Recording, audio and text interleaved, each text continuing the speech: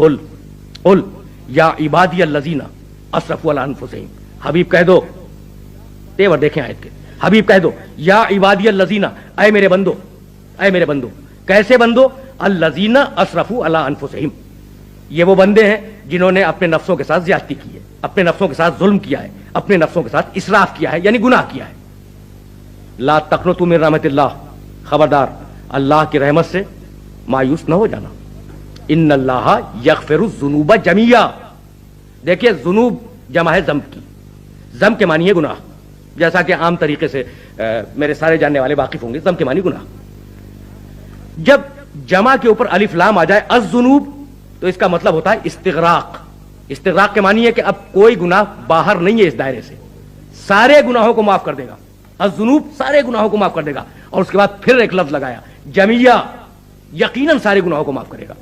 یعنی دو مرتبہ پروردگار عالم نے سارے گناہوں کے متعلق گفتگو کی کہ مت گھبراؤ، اللہ کی رحمت سے مایوس ہونے کی کوئی ضرورت نہیں ہے، ہم تمہارے سارے گناہوں کو معاف کر دیں گے۔ انہ هو الغفور الرحیم، یقیناً وہی مغفرت کرنے والا ہے، وہی رحمت نازل کرنے والا ہے۔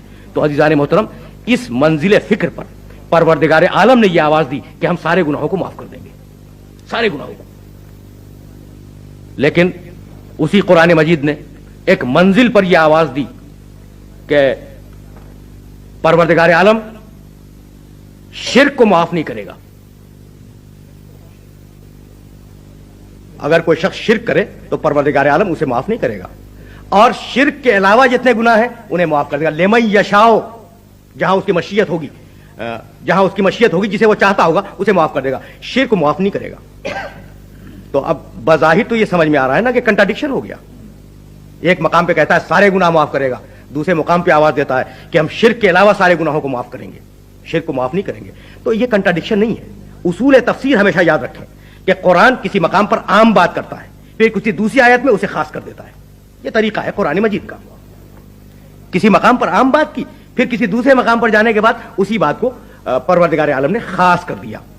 یہ آیت جس کا میں آپ کو حوالہ دے رہا ہوں کہ اللہ شرک کو معاف نہیں کرے گا، باقی سارے گناہوں کو معاف کرے گا، سورہ نساء میں ہے، چوتھا سورہ ہے قرآن مجید کا، اور سورہ نساء میں 2 مرتبہ یہ آیت ریپیٹ ہوئی ہے، مکرر آئی ہے، اختتامیہ جملے کے فرق کے ساتھ۔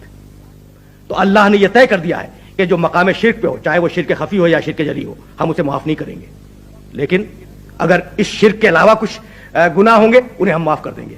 بھئی کیا قتل نبی معاف ہو جائے گا؟ کیا انکار نبوت معاف ہوگا؟ اب ایک سوال اپنے سارے سننے والوں کے ذہن کے لیے ہدیہ کر رہا ہوں، بھئی آیت نے تو یہ کہا کہ سارے گناہ بخش دیں گے، ایکسیپشن شرک کو ہے، شرک کے علاوہ کسی نے نعوذ باللہ کسی نبی کو قتل کر دیا، کسی نے نعوذ باللہ نبوت ہی کا انکار کر دیا، گناہ ہے نا بہت بڑا، کیا یہ گناہ معاف ہوگا؟ ہونا تو نہیں چاہیے، آیت کہہ رہی ہے کہ معاف کر دیں گے۔ تو عزیزان محترم، خدا کی قسم ایک مرتبہ اور توجہ فرمائے، لمن یشاء، ہم گناہ کو معاف کریں گے جہاں ہماری مشیت ہوگی، بہت کی ورڈ ہے، کلیدی لفظ ہے، جہاں ہماری مشیت ہوگی ہم معاف کریں گے۔ تو قاتل نبی یا منکر نبوت اتنی حقیر شے ہے کہ ہم اسے نفرت کرتے ہیں۔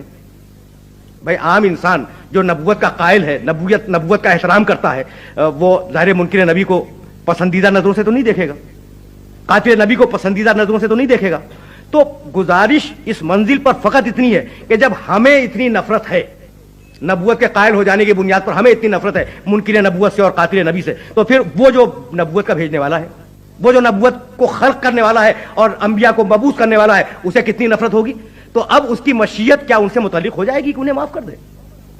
تو یہ کامن سینس کی بات تھی کہ پروردگار عالم کی جہاں مشیت ہوگی وہاں معاف ہوگا، اور جہاں مشیت نہیں ہوگی وہاں پر انسان کا کوئی گناہ پروردگار عالم معاف نہیں فرمائے گا۔